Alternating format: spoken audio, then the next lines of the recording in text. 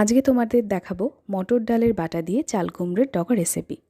প্রথমে চাল কুমড়োর ডগাগুলো এই রকম করে কেটে নিলাম। এবার নুন দিয়ে ভালো করে সেদ্ধ করে নিলাম। এবার মটরের ডালগুলো বেটে নেব। গতকাল রাতে মটরের ডাল ভিজিয়ে রেখেছিলাম।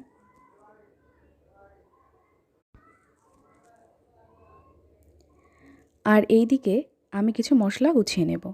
আদা কুচি, জিরে আর কাঁচা লঙ্কা। ডগাগুলো প্রায় সেদ্ধ হয়ে গেছে। আর এদিকে আমার ডালটা সম্পূর্ণ বাটা হয়ে গেছে।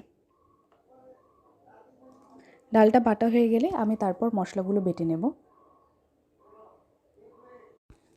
ডগাগুলো সেদ্ধ হয়ে গেছে, তাই নামিয়ে নিলাম। এবার কড়াইতে তেল দিয়ে তাতে শুকনো লঙ্কা আর সাদা জিরে ফোড়ন দিয়ে তাতে বেটে রাখা ডালটা দিয়ে দিলাম। দিয়ে তার মধ্যে নুন আর হলুদ দিয়ে একটু ভাজা ভাজা করে নেব।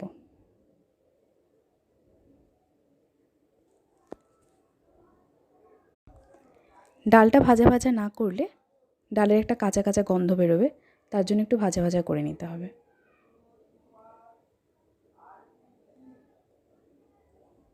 ডালটা ভাজা হয়ে গেলে তার মধ্যে বেটে রাখা মশলাটা দিয়ে দেব, দিয়ে একটু কষিয়ে নেব।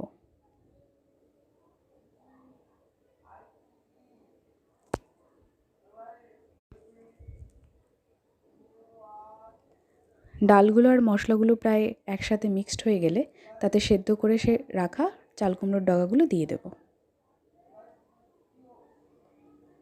দিয়ে ভালো করে মিশিয়ে নেব।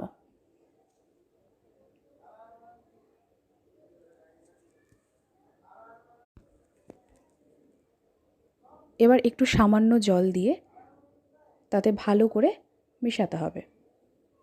যখন প্রায় মাখা মাখা হয়ে যাবে তখন নামিয়ে নিতে হবে।